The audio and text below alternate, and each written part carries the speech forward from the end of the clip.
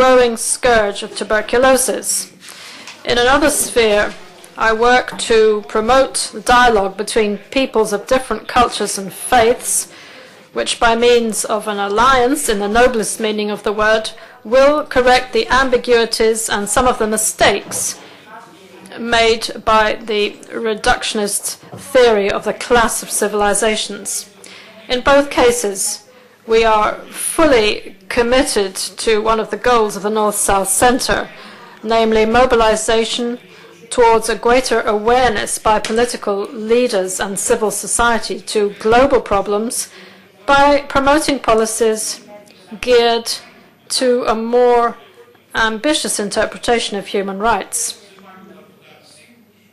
This plain but still widely disregarded truth that the real wealth of a nation lies in its people is often repeated.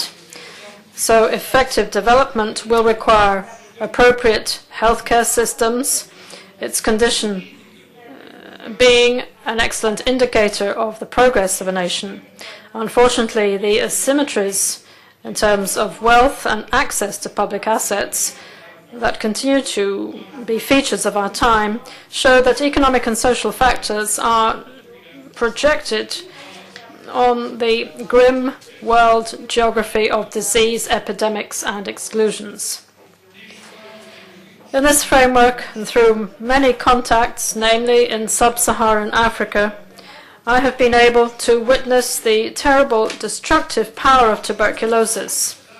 Despite the progress made in treatment, new outbreaks reveal not only dreadful persistence, but have also moved into new areas and made new victims with dire consequences on social cohesion of enormous communities. It's therefore vital to stress this subject, which is so often forgotten, and to ask that it receive greater attention and more solidarity, as this is a problem that by its very proportions exceeds its immediate political and medical nature and becomes an ethical issue. In another sphere, my current responsibilities with the Alliance of Civilizations, the aim is to start from what is inherent to human societies, the amazing diversity of civilizations and cultures, and on the fertile road of mutual interaction, so finely recorded by history, encourage conviviality and exchanges, both of information and of experiences, in order to establish collective strategies leading to greater peace, more respect for difference, and greater progress. As our time of intervention is short, we must insist and remember that the changes of the varied interdependencies that beckon us in a world become by force of technology an immense global village. It has never been so ample, so diverse and harsh. Therefore, the world financial and economic crisis we are currently experiencing, and with it discovering a parallel crisis of values, has underlined the need to respond to global problems of our times through greater cooperation between states, structured on an open democratic principles of responsible multilateralism. To do that, we should remember that credibility and effectiveness of this diplomatic method will depend on the long-planned but urgent reforms which are constantly being postponed by the recurrent selfishness of countries.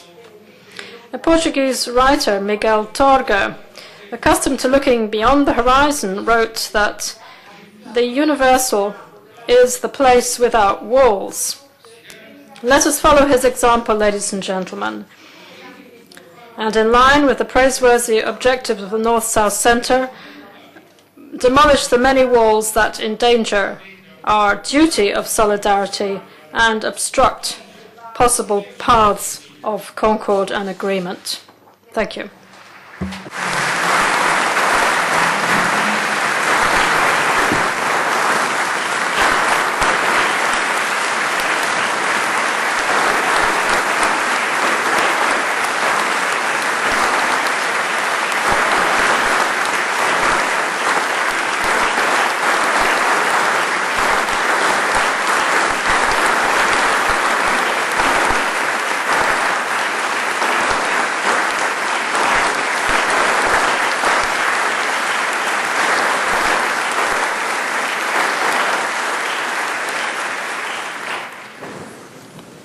Uso em seguida da palavra.